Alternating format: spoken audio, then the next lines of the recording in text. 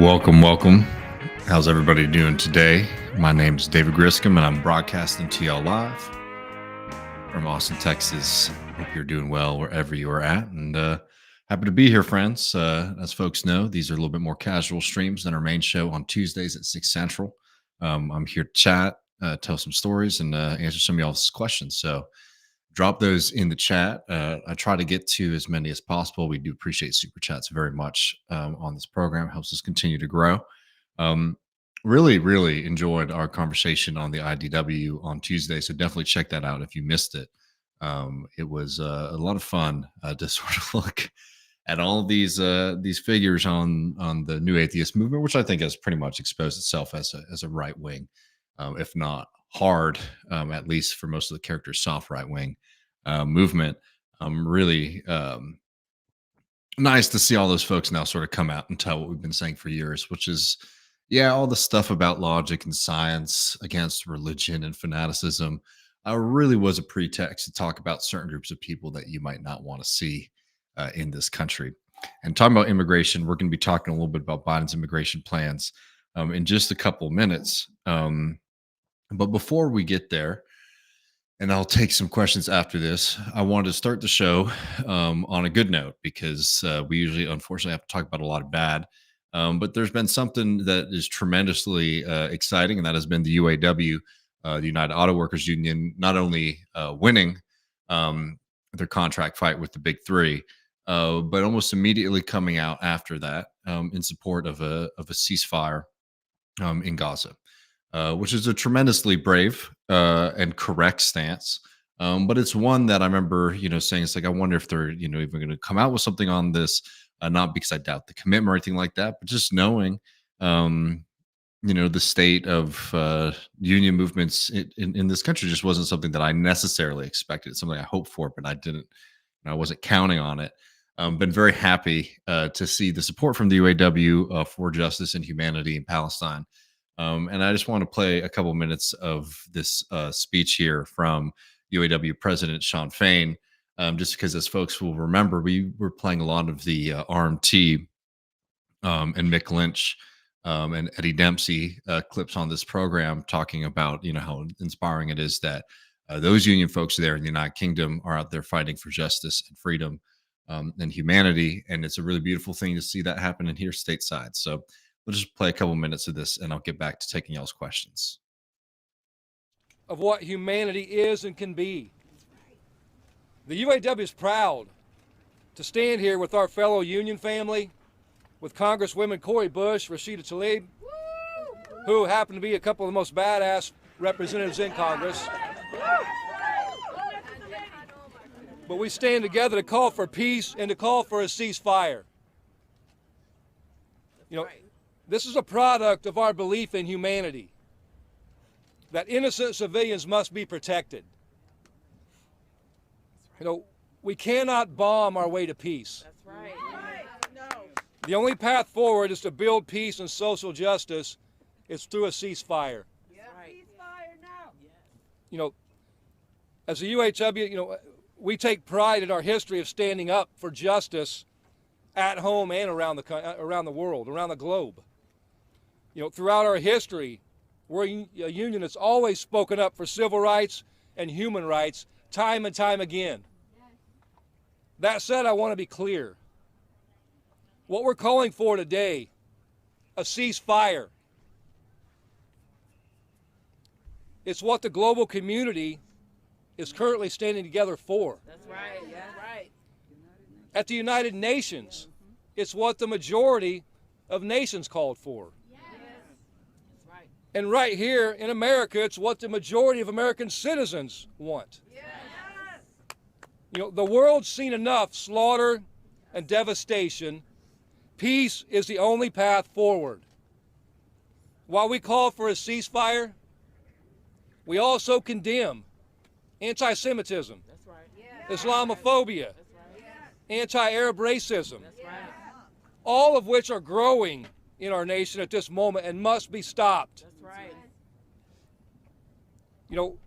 We know unions provide a bridge toward fighting all forms of hatred, phobias, racism, sexism, anti-Semitism, homophobia, Islamophobia, and more. As union members, we know we must fight for all workers and suffering people around the world. We must fight for humanity. That means we must restore people's basic rights and allow water, food, Yes. fuel, That's right. humanitarian aid to enter Gaza. That's right. We must also call for the release of all hostages. That's right.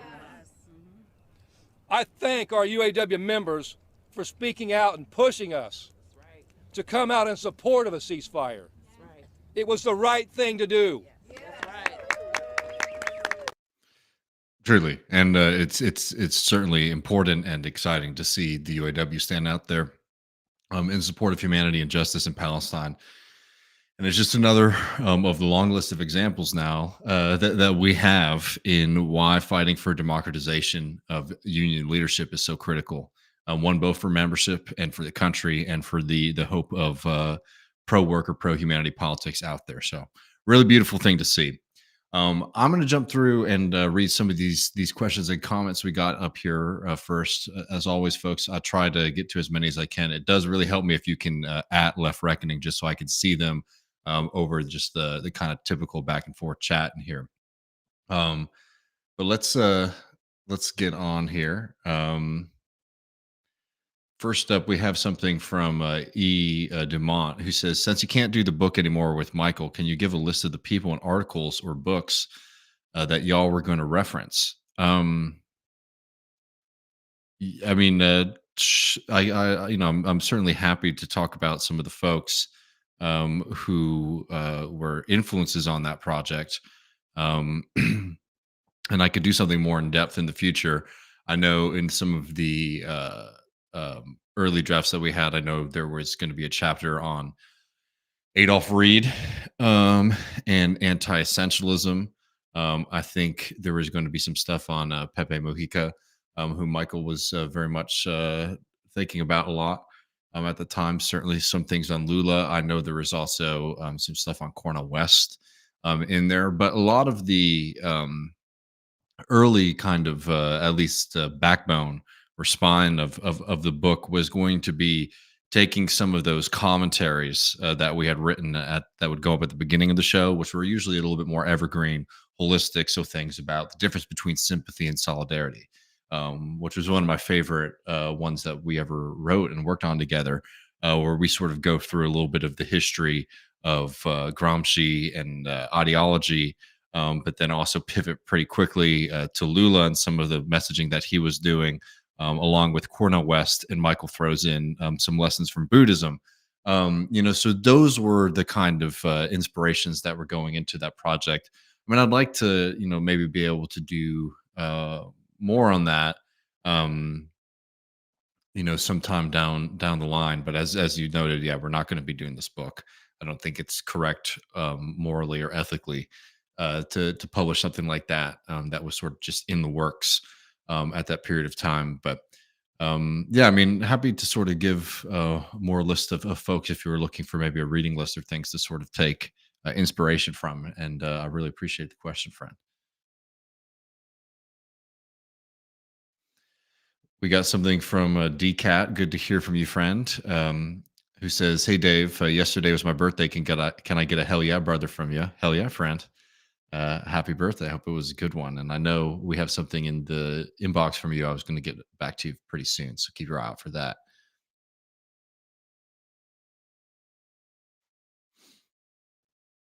And let's see if there's anything else here before we get to this next little bit. Some pretty delusional stuff in here about Sean Fain, who's very much a very important labor figure, 100%. And I think that the kind of pessimistic stuff that we get from folks isn't very reflective of reality or the feeling of the labor movement right now.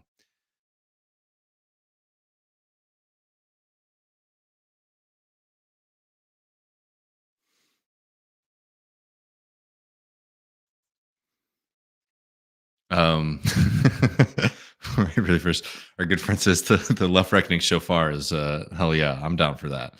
Sultan here says, Sultan Mensuma says, how do we deal with the German, this is in quotes now, leftists who have a disdain for Palestinians when they enter international circles? I mean, it's in the same way that you would deal with anybody who has, um, these kind of anti-human views. I mean, I think one thing that has been very much exposed to a lot of people, or at least I hope is, has been how important actually fighting for concepts and things like freedom of speech and freedom of debate in society is crucial, as we're seeing in Europe, where people are being attacked by the state, attacked by the government for saying things like, "Hey, I don't think that it's right for children to be bombed in Gaza. That I believe that people should have the right of self determination." Those things effectively being under threat in other countries shows that, you know what, for all of the faults of this country, leftists, particularly American leftists and leftists all across the globe, should never sort of turn their backs on these kind of very basic democratic concepts and freedoms, which was something that harkens all the way back to Marx and the early socialist movement, fighting for these kind of things. And I think a lot of times, American leftists get really starry-eyed about Europe.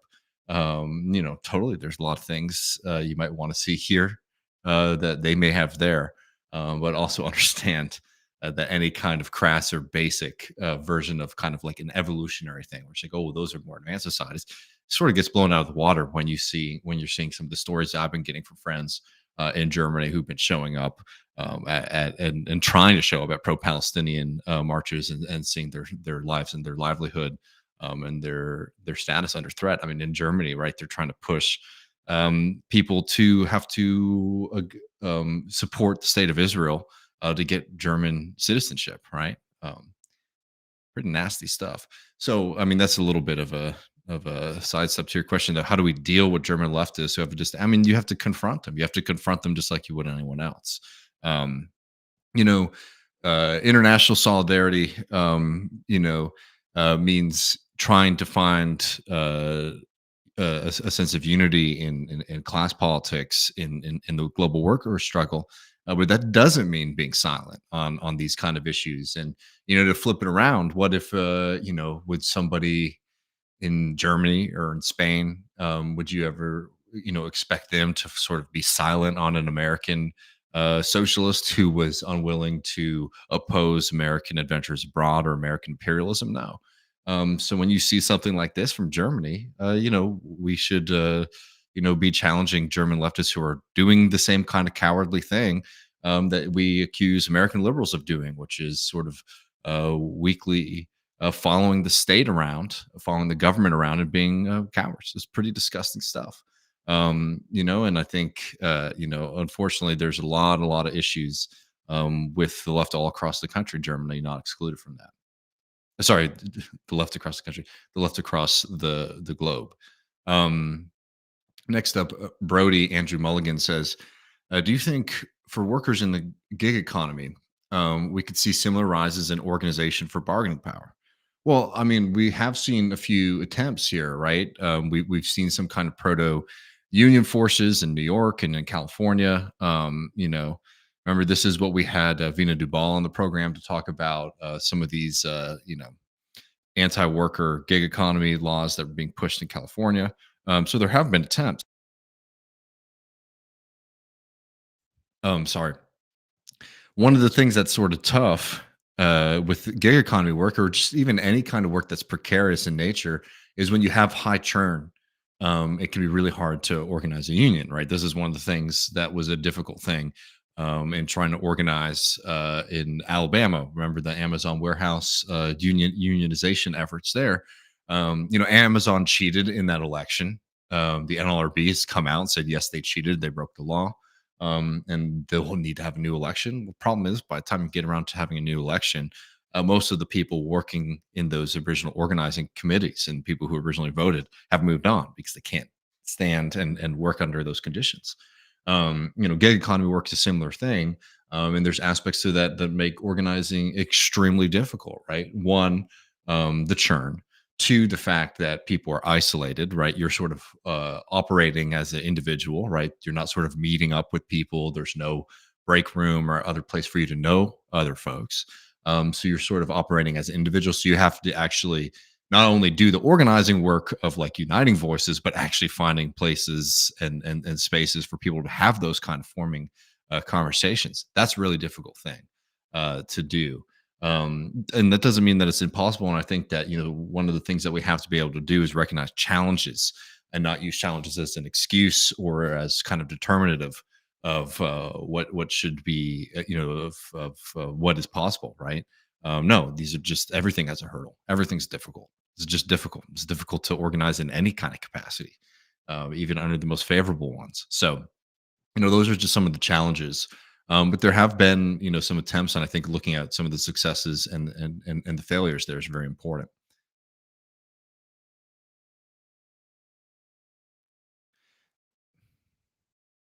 Shram, you keep on saying Walter Reuther here. I mean, Walter Reuther is somebody who you should take as a kind of negative attack on Sean Fain. I mean, Walter Reuther is somebody who can take a lot of lessons and should have a decent amount of respect for. Brandon Hill says, wanted to bring the attention to the 1,100 DHL Teamsters on strike on DHL's largest U.S. air hub, which is right across the street from Amazon KCVG air hub, organizing with ALU for our union. That's wonderful. If you have any further information, we'd be very happy to share.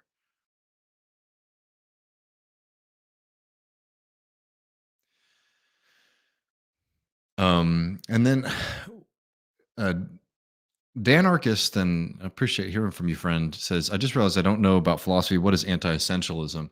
And I think there's actually a pretty well written response here from Daniel Burton, first part at least, who said Adolf Reed Jr. is a leading scholar on this. Is the idea that the very notion of race is essentializing entire categories of people down to a few basic traits. Yeah, and I think that another kind of fancy term for this is standpoint epistemology, which is something that was very popular in, like, let's say the 2017s, 2018s.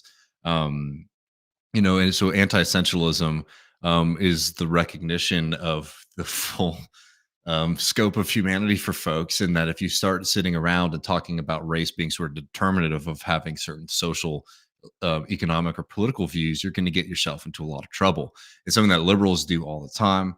It's something that has been proven to be extremely damaging to them. Just look at Texas, where the Republicans are, increasing voting share amongst, Hispanics and Black people in this state. Again, just as I always have to say, not saying that they're winning majorities, but boy, it's pretty wild to see someone like Donald Trump pick up votes after those 4 years of his presidency. And liberals sort of mystify race into all-consuming and determinative facet of her humanity, which is just bonkers. I think one, just on like kind of basic philosophical level, but on a political one as well, it sort of stupefies liberal politicians and pundits and strategists into thinking about how to actually maintain and to win over voters. Liberals sort of think if you're not white, then the Democratic Party just sort of gets your vote forever, no matter what they do. That comes out of an essentialist viewpoint of politics, and is one that again is false, and it's also extremely damaging for politics. So yeah, I would highly suggest checking out Reed's work on that.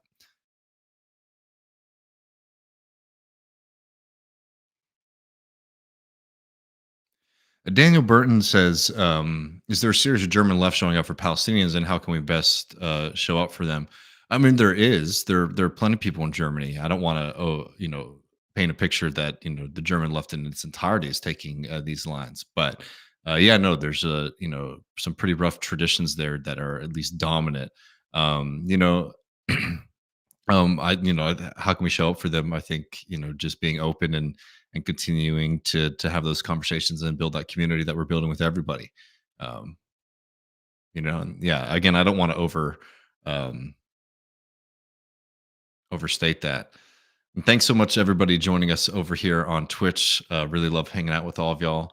These are the Q&A streams, so I'm taking questions and answers. So throw things in the chat if you want to hear me talk a little politics or tell some stories. But good to hear from all of y'all. See y'all.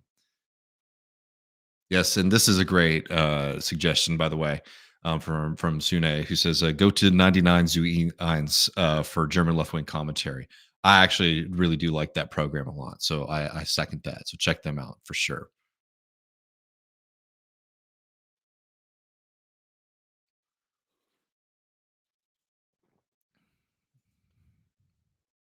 Jules says, "Hey, Griscom, other platforms provides for members to gift memberships to others. Is it possible for Left Reckoning to do the same? Just a suggestion. I would love to. I don't know if we can do that on Patreon, but if we can, and anybody knows how to do that, let us know. And I'll be sure to set that up. Good to hear from you, friend." So Donald James says, "Is Biden really losing in the swing states?" We're going to talk a little bit more about Biden in a second, but look, it's a lot closer than it should be, and I think that one thing that's extremely become extremely clear is Biden does not have the capacity nor the capability really to build up the coalition that he was able to build up in 2020 because people have seen what the Biden presidency is, and I think particularly Biden's full-throated support of the mass slaughter of Palestinians has really hurt him with young voters. It certainly hurt him tremendously with Muslim voters, particularly in Michigan, which is going to be an important state. It's a lot closer than it should be, and I think it shows the kind of lack of imagination and capacity and capability of the Democratic Party that we're in the situation.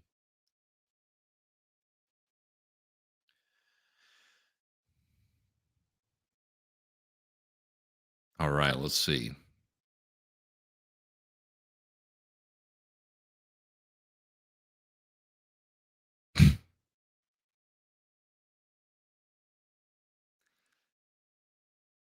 I mean, this is an easy one for me. What's your favorite dish? It's going to be brisket for sure.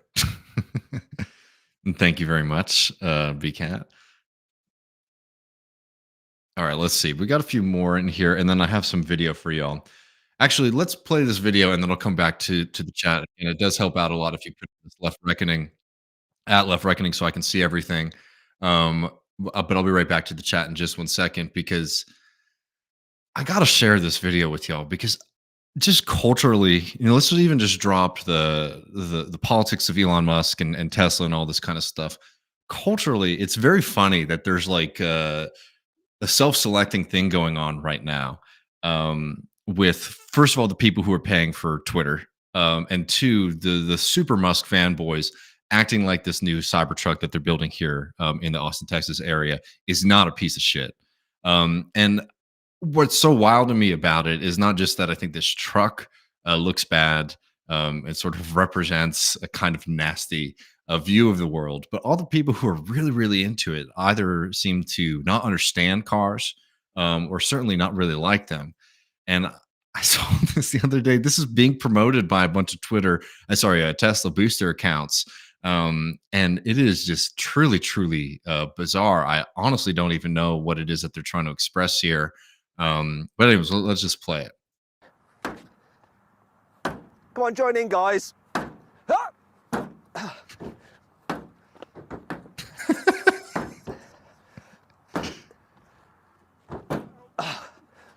They're all out of breath. So that's some British folks, or at least I guess don't want to presume British presenting folks.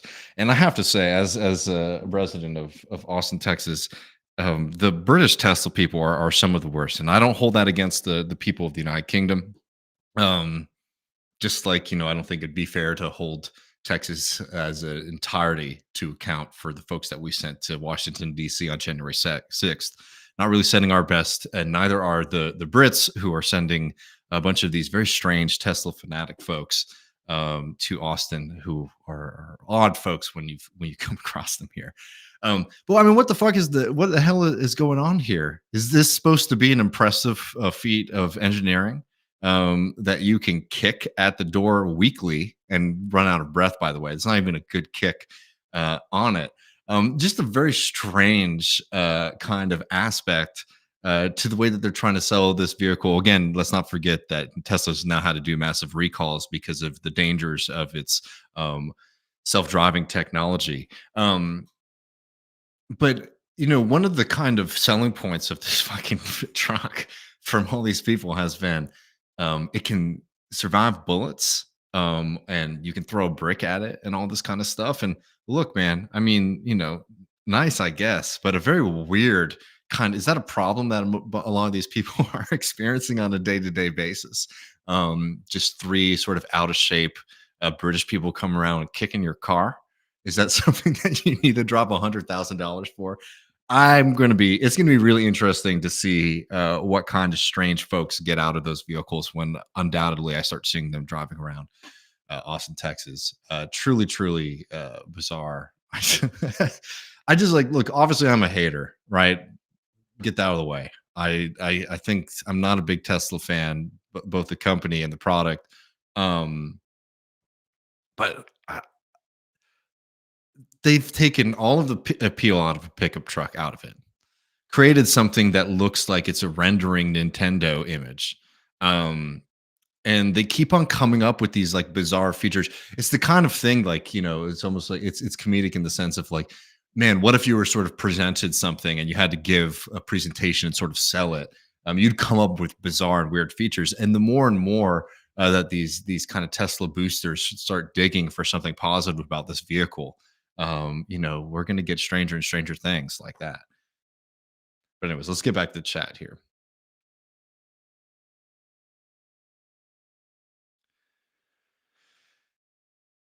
Brody says, and thank you for the super chat. Brody Andrew Mulligan says, I thought you and Matt did a very good job with your critique of David Pakman with regard to Israel and Palestine. Have you or Matt asked him to discuss the topic on either of your shows? We haven't. I'm not particularly interested in having a conversation with Pakman, as I laid out at the beginning of that clip. I found Pakman to be somebody who not only has like bad takes on things, but represents and sort of sees his role as a kind of reasonable voice on the left, and his job is to sort of talk down to all of the crazies out there. And as you see time and time again, that this fellow is wrong as hell on things. Is outright lying. For example, when he's denying the apartheid status of Palestinians in Israel, when he was denying the legal systems that oppress again Israeli Palestinian citizens to this day. I don't know if that's somebody I really want to have a conversation with. Somebody who thinks that at this moment, one of the things that he should be doing is talking to Republicans and attacking somebody like Rashida Tlaib as she is under an onslaught from the far right. I don't really consider somebody like that to be a comrade. And Left Reckoning isn't a debate show. We have never really set out for it to be that. So no, we haven't. For me, I think at least for now, my interest in talking about David Pakman or talking to him is pretty much zero. But very much appreciate the message here.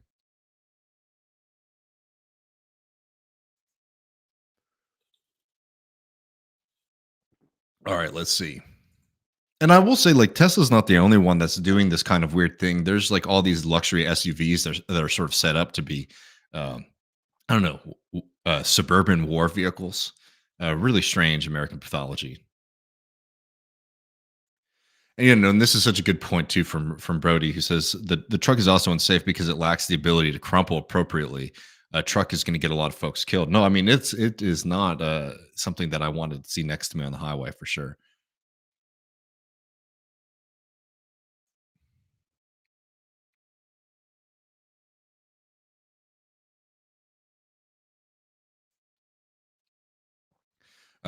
Strom says, and thanks for the chat, buddy. Says, look at how Rivian is tearing up my father's family's hometown in Georgia. I'm all for more rural manufacturing job, but this is a looming disaster. Yeah, I mean, totally. And I think that this is, especially when it comes to electric vehicles, but just the auto sector across the country as it expands in the South.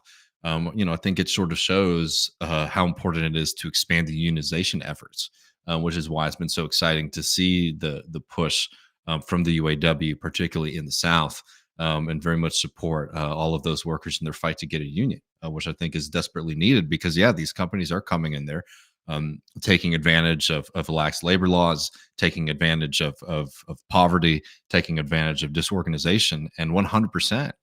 we need to find ways to fight back, and the best way to do that is in the union. Um, Edamon says at Left Reckoning, where you put up that reading list. So I don't have. Let me see. We did this. This has been updated in I think about 6 months. Um, I will put it in there later. I just can't pull it up right now.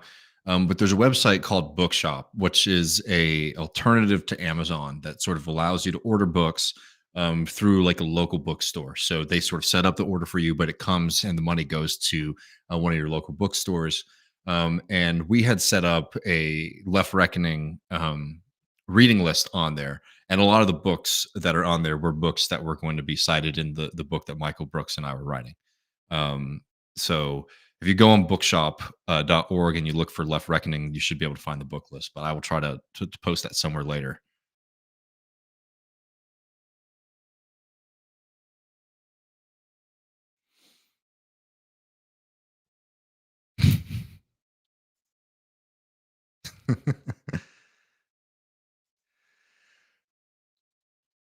All right, let's see if there's any more questions here. A DCAT, I don't follow this, but I'll read in case anyone has any information or wants to know more. Have you seen the Reanimator coffee union drama going on in Philadelphia? Pretty revealing. I haven't, but would be happy to cover that more if you have any information for us. Yes. Dragos Ardelan says, "Do you think the centrist will see Gaza? Do you think the centrist will see the Gaza conflict very differently when the dust settles in a few months?" I mean, absolutely, and that's why it's so disgusting the positions that they're taking now. I think that the ability of people to lie to themselves about what they were doing at certain times never ceases to amaze me. You see that with a lot of liberals who were acting like shock troops, even for the American invasion of Iraq and Afghanistan, acting as, once that became an unpopular position and the country sort of recognized the horror and the pain and the disaster of those conflicts. You had all these people who were doing very, very different things, particularly like media figures. You can look at what they were writing, who then start taking on a different tune, talking about it in hindsight. It's truly disgusting, and I think 100%. The more information that comes out, there's already enough, though, right? It's like, I think just to be very clear, I'm not talking about like, oh, they don't have access to good information right now. Anybody with a brain can look at what's happening in Gaza right now and see that it is one of the most documented, just exposed crimes against the very principle of humanity. But there's a lot of commitments, particularly with politically engaged centrists, into making sure that Daddy Joe never really is able to get criticized, and it's always a kind of like, oh, I wish it weren't this way, but this is just the way that has to be. No, but I'm sure down the line they'll be singing a different tune, which is truly disgusting. I mean, the nasty irony will probably be something like Donald Trump winning the presidency in 2024, and seeing all these people who supported the bombing campaign against Palestine, fighting with Donald Trump over him trying to block immigration from Palestinians into this country, which of course, people should be able to come here. I'm not saying that that's an incorrect principle, but it's like, yeah, you supported the conditions and all the things that created that dynamic in the first place. Same thing when you hear, Kamala Harris saying, do not come, do not come. Well, it's like, in your role, in your position in the United States government, you have supported the American empire that has created the conditions that are causing people to, to flee from Central America, right? That's the kind of shit. That is the kind of classic stuff that you get from centrists, and it's a truly disgusting game to see them play. Good friend Lorda says, Left Reckoning, I'd like to see a horse kick the Cybertruck. Yeah. Well, I don't think it would be. I mean, do you think a horse would be able to generate as much force as this guy here? Come on, join in, guys. I mean, come on. Like, come the fuck on. Come on, join in, guys. Come on, join in, guys. I hope that that kick isn't able to do any damage. I mean, I hope that that kick isn't able to do any damage to a fucking go-kart. I mean, I don't understand what that's supposed to prove there. And the best thing is, yeah, pulling the muscle from doing that. Doing some toe touches on the Tesla. Oh my God, the Tesla Cybertruck can survive a weird guy doing toe touches on the side of the truck.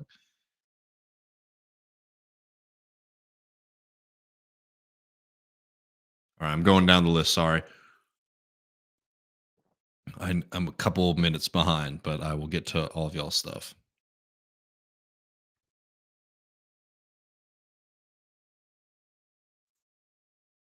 Very happy. Pray for rain for our good friend Kowalski, who says it's raining here in central Nebraska for the first time in over a month. And not to sound alarmist, but we need this. Beautiful friend. I'm very happy to hear that. Cold Dog says, Dave, are you familiar with the historian David Foner? What do you think of him? You know, I have to admit, not off the top of my head. Maybe I've come across their work before, but that's not ringing any bells right now.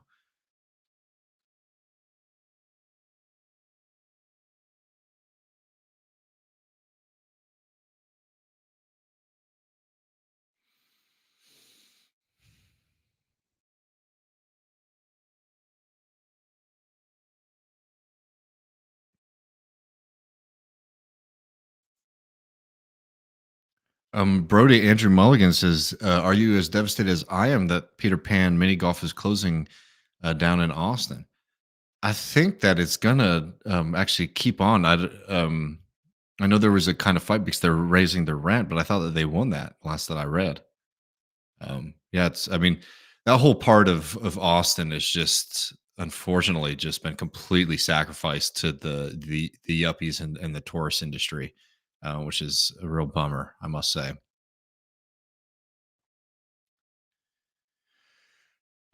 Sean P says, Dave, any thoughts on the local effort to have ATX City Council call for a ceasefire? I've been very happy to see it, and I believe Zoe, Danny Velasquez, and um, shoot, I'm forgetting someone else who supported it, but 100%. Very excited about all of that. And that's a great idea. I mean, I'd be very happy to get an interview with anybody involved in that work because it's just desperately important. And sometimes people don't recognize how important these kind of fights on the local level can be. They say, "Oh, why are we even talking about this on the city council level?" Well, it's because there is a desperate need. To drive up support for ceasefire within the Democratic Party in particular, and cities play a massive role in particularly major cities like Austin, in global finance, in global capitalism, global business, setting these things straight. We have relationships with all kinds of organizations that we should be leveraging to fight for justice in Palestine. So it's not just symbolic; it's actually very material. And yeah, we'd be very happy to chat with somebody on that for sure.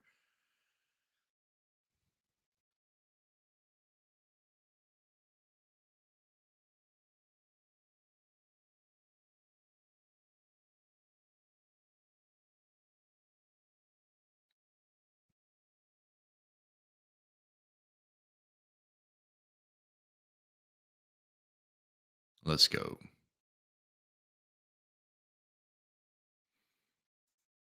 What's up, Gaspar? Peace and greetings, comrades, chat and Dave. Good to hear from you, friend.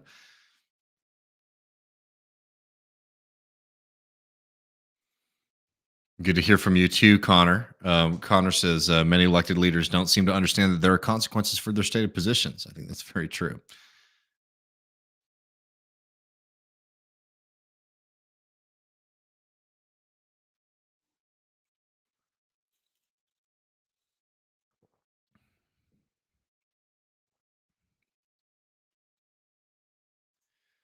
And Bill says when the apartheid regime falls, they will claim they were on the right side all along, like Biden on segregated busing.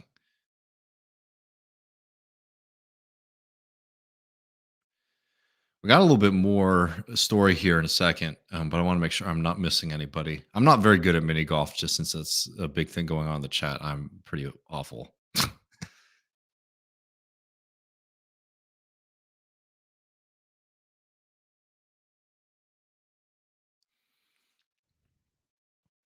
Daniel Burton says, "What would you tell someone who is on the left but on the fence about joining the DSA because of some online misconceptions?" I mean, I would just tell anybody that if you are socialist, you should join the largest socialist organization in the country. Fight to make it stronger and better. If you think there are things that are not being done, fight for it. I think there's an entire cottage industry at this point.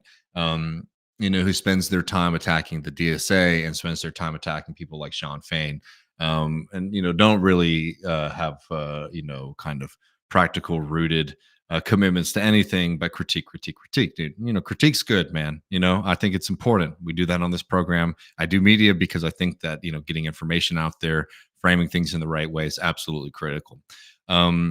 But there is a kind of pessimistic left politics out there that precedes the Bernie Sanders movement, the rise in the DSA, the democratization movements in the union.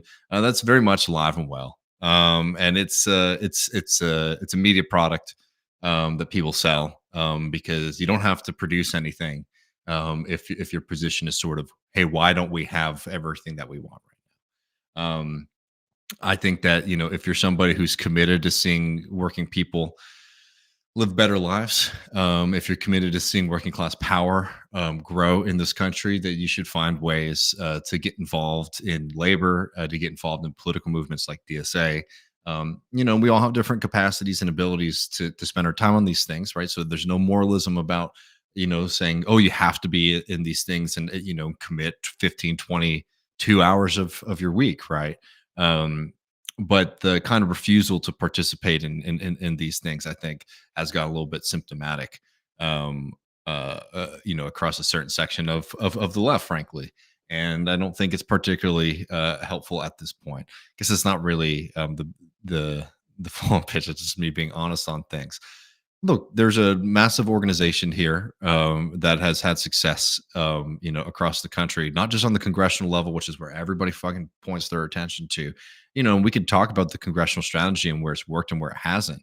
I think Ryan Grimm's book, for example, really highlights some of the limits of that. Of that success, but because people are always getting their information from the outside, that's the only thing that they're following. Across the country, we have been able to elect socialist city council members who have done a hell of a lot of good things for working class people. People are engaged in the day-to-day groundwork of supporting unions, right?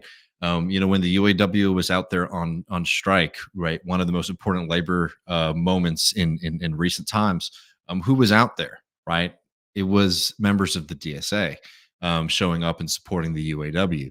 That's a good thing. That's something that you should be proud of. That's something that you should be participating on if you're a socialist.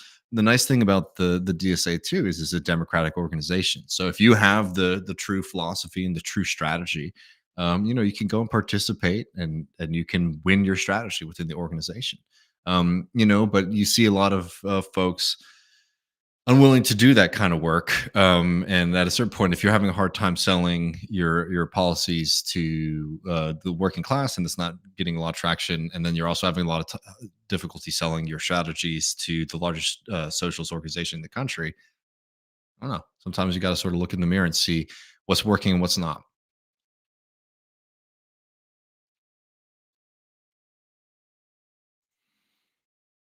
Colt Dog says, Dave, what are your college football predictions? My Knowles got robbed. Condolences. I am sorry. I think it's awful. I don't know what the solution is there, frankly. Um, I think that, maybe I think it's hard to say that Alabama is not one of the best football teams in the country. Um, and I'm very happy that this is the last year of four teams in the college football playoffs. I will say that. I think Texas beats Washington. I think Alabama beats Michigan, and I think we're going to have a Texas Alabama rematch in the college football playoffs, which I'm really looking forward to.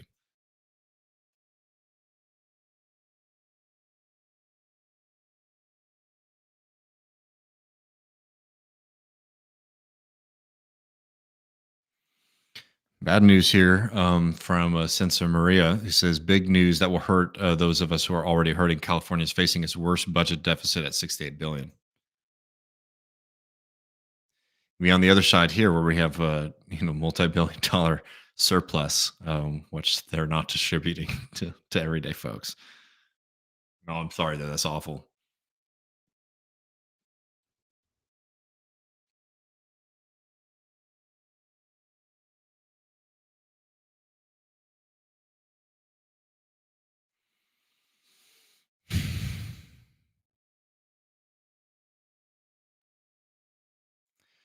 Why the anarchist says why there so much pessimism on the left is because the left has been browbeaten in this country. I mean, Mike Davis, the legendary thinker and writer and strategist, I think put it really well in his book on the American working class when he says, a lot of times in the US, people say, why was there never a workers' movement in this country? And that's just wrong. That's just wrong. And Mike Davis sort of lays that out. The thing is that it's not that there has been an absence, like a unique absence of a workers' movement in this country. It's that whenever the labor movement in this country has taken capital on directly, they've lost and they've lost bad. And I think it's really important to recognize that one, there's a very deep tradition, as people might have read in my piece on this book here. They still have on my desk, Mean Things Happening in This Land, which is a phenomenal book and y'all should read. I just wrote a review of it for Jacobin magazine on the Southern Tenant Farmers Union. There's deep history of workers movements in this country, particularly ones that were able to win a lot for everyday folks. And the one thing that's really notable about the Southern Tenant Farmers Union is that was a union that was started by socialists with the explicit purpose of trying to figure out how to get working people onto the national political arena.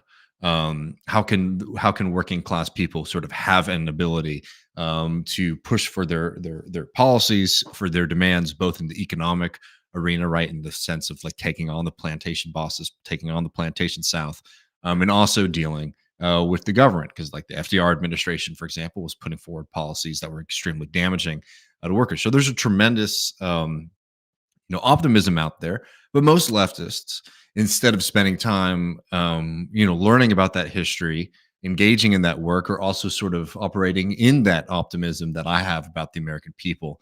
Want to see themselves as not members of a great historical movement of working class liberation, working class power, but enlightened individuals, right? Enlightened individuals. And what do I mean by that? Well, if you think about yourself as a member of an ongoing generational struggle for working class power, right, one that precedes you, and one that will exceed you, um, then you can have a lot more purpose in your day-to-day work, in the day-to-day conversations, in the day-to-day fights, even when they seem small, versus if you sort of view politics solely through an individual lens. And what I mean by that is like seeing politics solely through an individual lens is, here's a question, what is my position on it, right? And that's great. I do that. We all think about politics on this way to a certain extent, but you have to be able to expand out of that, right? Okay, what would I want? I mean, I would like to live in a socialist society, in a society where the people who create are the people who get paid, instead of paying the lazy class, the bosses, the capitalists, the financial interests, right? That's the system that we live under. I want to live under a system where we don't have one of the number one causes of poverty in this country, being one of the most human acts in the world, which is having a child. In America, having a child for many people just plummets them into poverty for decades. That's disgusting. That's anti-human. That is the world that we're living under, right? These are things that I want. But at a certain point, my individual perspective on things only matters as far as the capability and the capacity to be able to enact changes that can ensure a better world. And if you're only operating in politics from the level of, I'm viewing something and things aren't looking good, in fact, things might be getting worse, it's very easy to fall into pessimism. It's very easy to fall into pessimism when you recognize how bad things are, how much needs to change, and how rapidly it needs to change. And you're not seeing that go on. So instead of looking at, and sort of asking the question, why is the left weak? How could we become stronger? How could we become more class rooted? How can we build organizations that can build power? Well, then, it becomes a lot easier to start to believe kind of fairy tale politics, which is something, so instead of doing the hard work of saying, hey, we have good ideas. And when you poll people, they like things like Medicare for all, or they even like more radical things like redistribution or even workers' control, right? If you frame it and present it in a certain way, a lot of, the classic things, oh, young Americans have very favorable views of socialism, right? There's tremendous victories in the rhetorical arena in the way that people are thinking about politics. But why are we not seeing the change? Well, you can do the hard thing, which is sort of looking, okay, well, do our social organizations, do our political organizations have enough rootedness to orient and make good on the promise of socialist politics, which is the belief that the vast majority of people are the ones who are exploited under this are exploited under this system. Therefore, a political platform or political movement that fights for these people has the capacity of actually just overwhelming the people who benefit from the system. Right? That is the promise, but where the reality hasn't met that. Right? So you can sort of interrogate why we don't have rooted institutions, why we're not winning all these things, or you can start to get conspiratorial, and that's the kind of classic thing that goes on.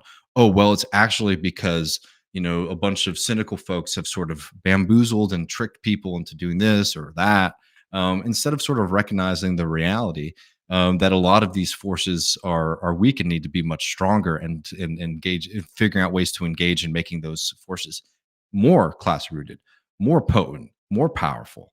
There's a kind of it's easier to sort of say, hey, you know what, the world's fucked, we're all going to hell, but I have the enlightened view, and I'm just going to sort of sit pretty on that, right? And that's a kind of moral, personal, individualist decision, and it's something that's been around on the left long before any of these current struggles or this current moment in history. It's something that will probably be, with us for a while, because I think that there's an aspect, a kind of social aspect, a certain kind of person who gets attracted to socialism or leftism or whatever you call it. That is somebody who's very susceptible to that kind of pessimism. And one of the things that I think is, that I try to put forward on this program is to be very rooted in reality and to never lose your optimism or your aspiration. And that can be a very, very difficult thing. But the thing that can give you energy, the thing that can give you spirit when things are tough, is actually being engaged in these fights. It's awful what's going on right now, but man, when you see the UAW endorsing a ceasefire, not because, by the way, of just like some enlightened person at the top, right? As much as we like Sean Fain, remember the reason that they're endorsing that is because work is going on across the UAW right now to push for the union to endorse the ceasefire. That didn't come from the top down. That came from the bottom up. What does that mean? That means that more and more people are engaged in the practical day-to-day aspect of politics, right? Which is having conversations with people, using the leverage of the community or the organizations that they're in order to build the capacity to do something massive, like having one of the largest and most powerful and most recently successful labor organizations in the country say, no, we do not support mass slaughter of Palestinians, right? And that should give you hope, right? Doesn't mean that it's everything. Doesn't mean that, empire's going away. It doesn't mean that, socialist worker councils are going to be here tomorrow. But it means that the working class in this country is more agile, more active, more engaged in day-to-day struggles.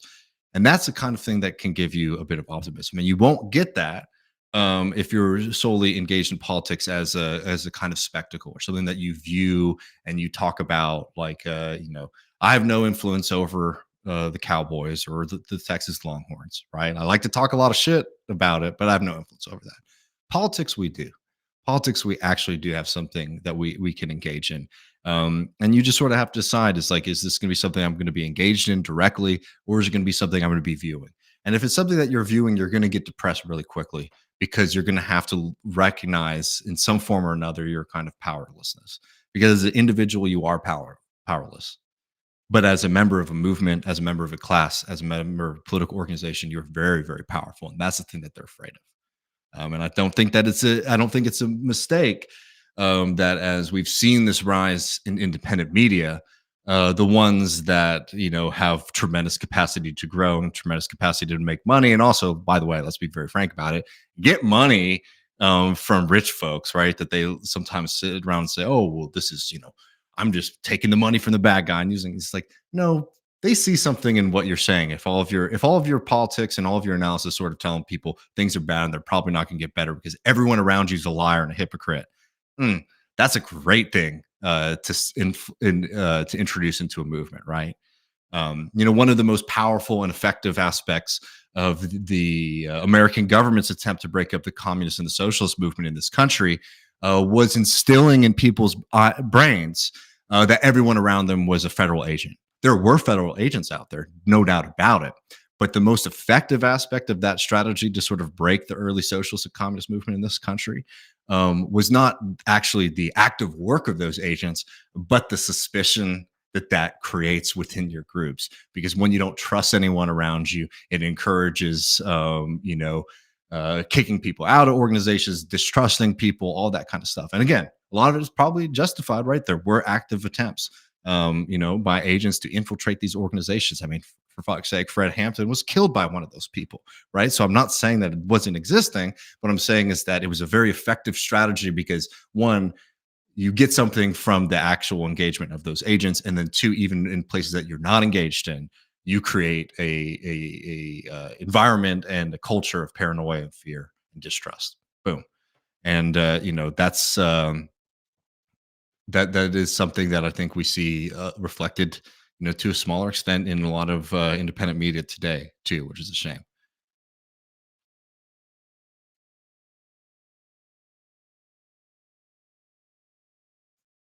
And Donald says, "What do I do? Do I join the DSA, or do I have to financially support them?" I mean, you join the organization, and if you just want to be a paper member and help support it, that's great too, right? That organization needs funds and support.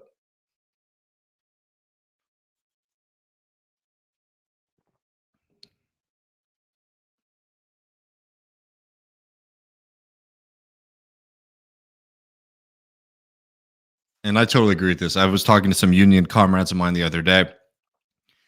There's movement on doing this as well. Sean Fain trying to get unions to unify their contract negotiations so they expire on May Day is the single most important thing going on in politics right now. It is certainly one of them. I totally agree with that, and it was very heartening to hear from some of my union comrades that a lot of work is being done to make sure that those things line up together so that you can actually see a coordination of union movements across sectors and industries in this country, which is something we desperately need.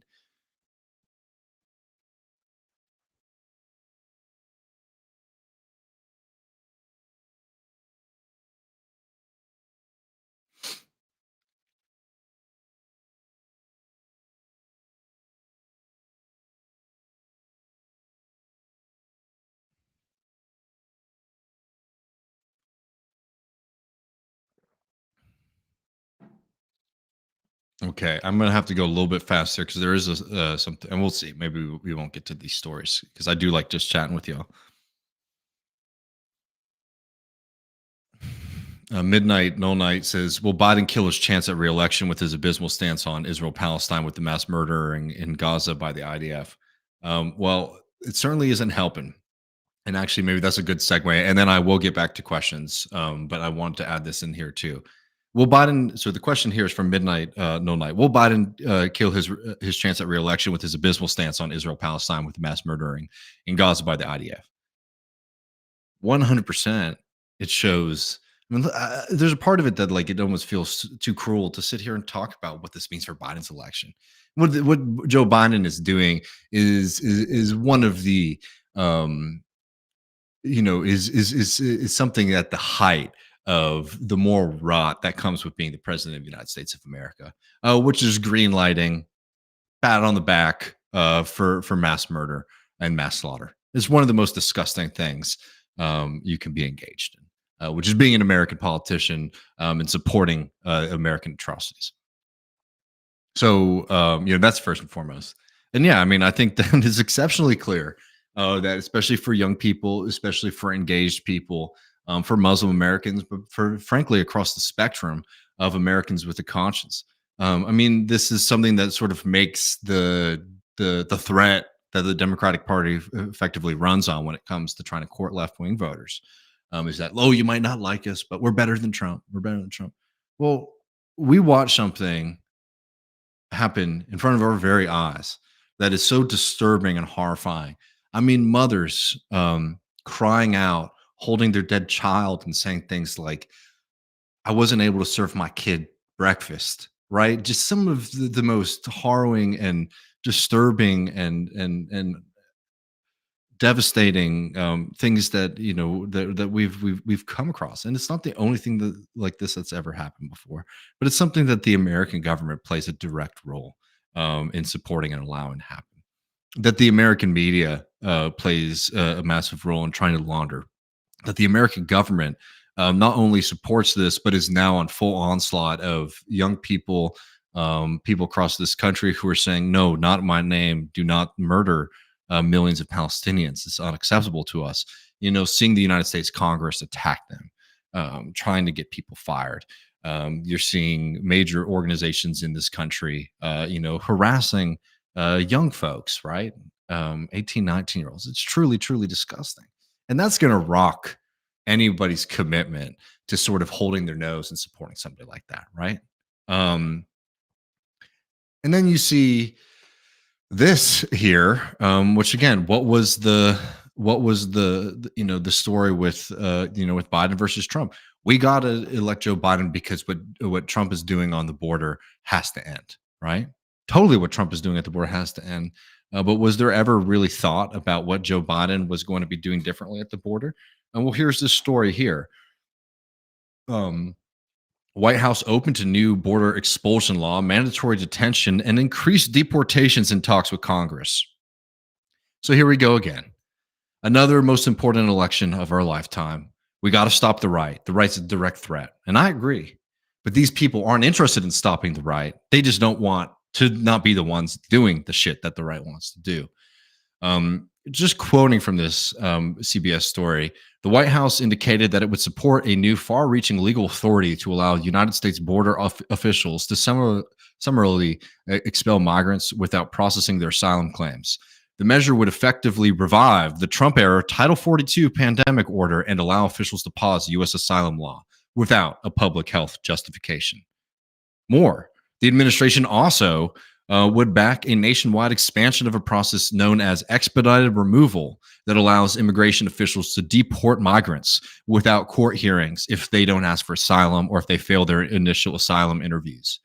Moreover, the White House would be willing to mandate the detention of certain migrants who are allowed into the country pending the adjudication of their claims. It's unclear how this provision would work since the United States government has never had the detention space to detain all migrants who cross into the country illegally. So cages are back, expulsions are back, denial of asylum is back. Boom, we did it. Trump's gone. Oh, Joe Biden's doing it. Okay. And what is this in response to? Because, oh my God, David, why are you saying this about him? And he's doing this because the Republicans are trying to hold up important motions in Congress unless he moves on these things. What are those fucking motions here, friend?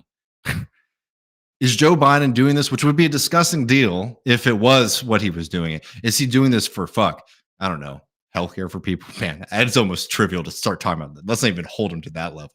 But man, maybe, we'll do some more brutality at the border if the Republicans will give us an expedited immigration platform in this country. Something that's been desperately needed for generations. Republicans certainly aren't going to put it forward, and the Democrats are too cowardly to ever fight for anything when it comes to the border immigration in this country.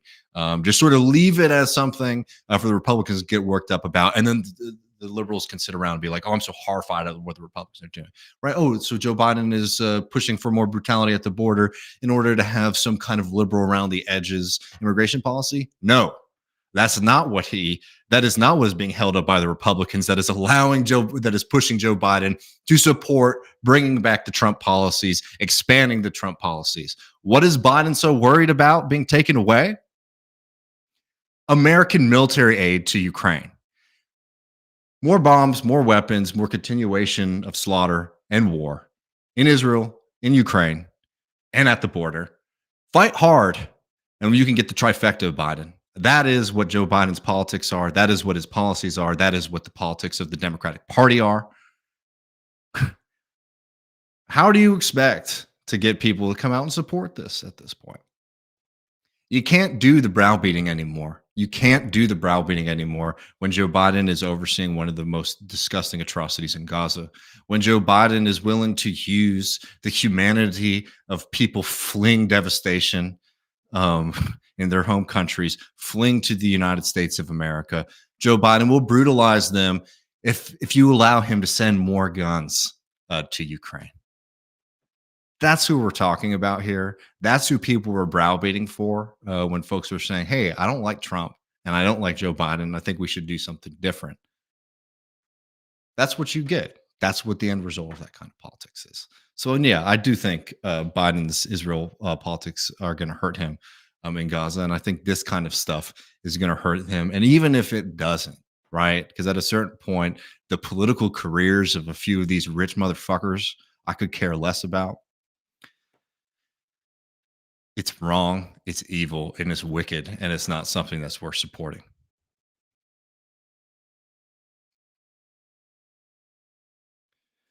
All right. I'm gonna try to get through these questions, y'all. I appreciate hanging around and hearing these rants. I am slightly behind, so I will get to your questions.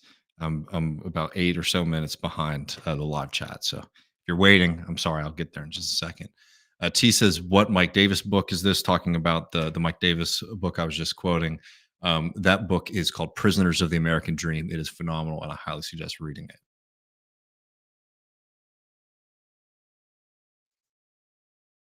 And Sensa Maria says, "I'm not a leftist pessimist. I'm a Palestinian American whose heart simply cannot stop breaking. We're here for you, friend. I'm sorry."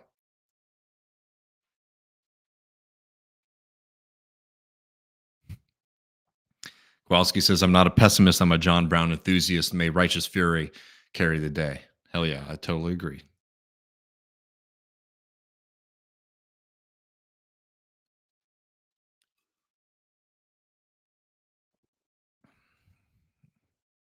Appreciate you, friend. And, you know, you do humiliate me a little bit by making me say these kind of things for money, but said, "Just wanted to say gig 'em to the King Griscom." I appreciate you, friend. And Champagne Kami, always good to hear from you too, buddy. Says, "Just a small thank you for everything you do. Appreciate you hanging out with us all these years, man."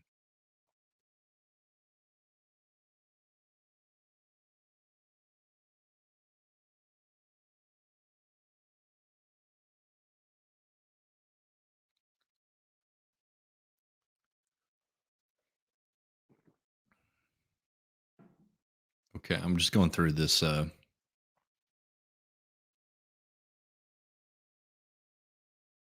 And I think this is a fair enough point too from Nemesis, who says, "Whatever happens, what the right really wants is to see the left in despair." And I think that's totally true. They want to make people feel weaker than they are because you can see what happens when working people get together, they win. And it's a very beautiful thing. It should give you a lot of inspiration. And never let them take away your faith in humanity, your faith in working people, and your belief in the future, because that is the intent, is to take that away.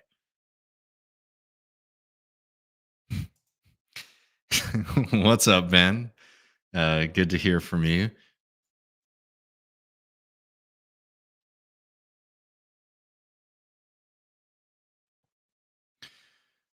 Okay. Again, I'm sorry I'm a little bit behind, but I want to make sure I'm not missing folks.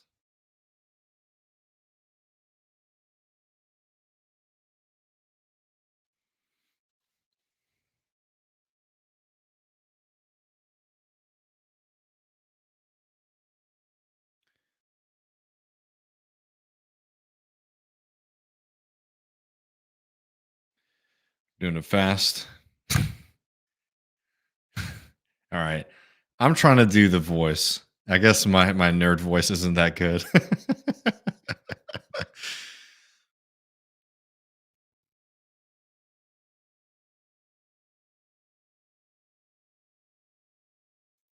Trevor says, "Is it safe to say that both parties' main goal is not policy, but to maintain power? The way that they seek power may differ depending on their base, but the policy is shaped by capital." Yeah, I think that one thing that to get a kind of good Marxist view of this is to recognize that, um, capital has the capacity to unite, but it is not united, right? There are different um, groups that are in conflict with each other in the ruling class that have different goals and different needs from the state. Um, for example, I think, some of the kind of class analysis of the difference between the Republican and the Democratic Party is that, the Democratic Party is a party that reflects capital interests that are much more in tune with global and international finance. Um, and credentialism. All those things are very helpful for them. While a lot of the Republican base is more parochial. So folks who own a lot of assets. Both of these groups want to exploit their workers. You just look at the way that somebody like Howard Schultz treats Starbucks workers.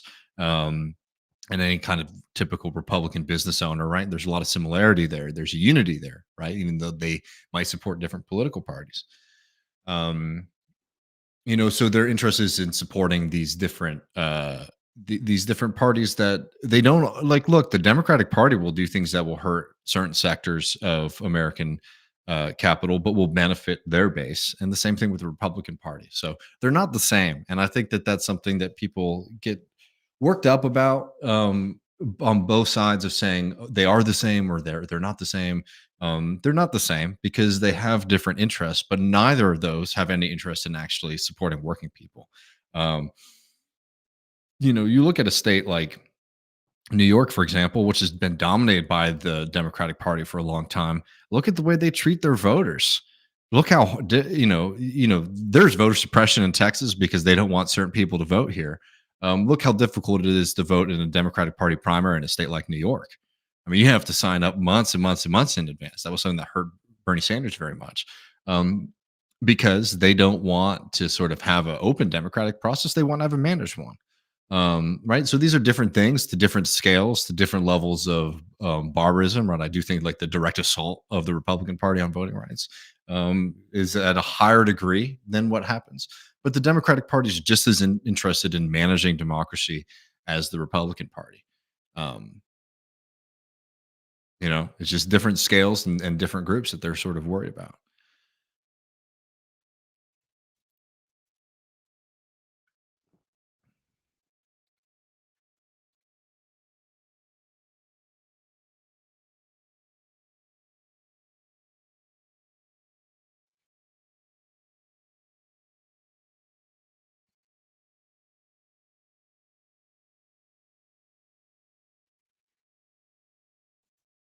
Yeah, Kowalski, I'm always happy to hear any update from you. Says Dave, would you like me to keep you guys up to date with the stuff in Argentina, them cutting their currency in half and the regulating to expand agriculture has been huge news. Yeah, anytime, friend. Seriously.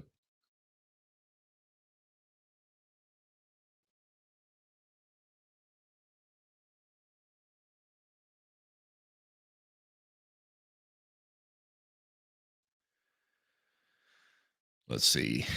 Probably I might be getting to the end. I think I am. Well, folks, I appreciate all of y'all so much. Thank you for hanging out with me a little bit this Thursday afternoon. We'll be back this Sunday with a bonus episode for our patrons at patreon.com. This is the section where I tell you about a couple of quick things. And the big thing is we're still doing our merch sale. So you want to get a nice Left Reckoning cap, our fence cutters sweatshirt, or any of our t-shirts really helps us continue to do the show, continue to grow. And you can get that at leftreckoning.com/store. You can sign up to support the program at patreon.com/leftreckoning. I have some extremely exciting stuff going on here in the state of Texas. A big project I've been working on for about 6 months. We're getting really close to announcement time. So keep your eye out for any updates from me. If you're in Texas or if you just want to see a stronger working class movement in this state or in the South in general. I appreciate all of y'all so much. I will see patrons on Sunday, the rest of y'all next Tuesday. Talk to you soon, friends.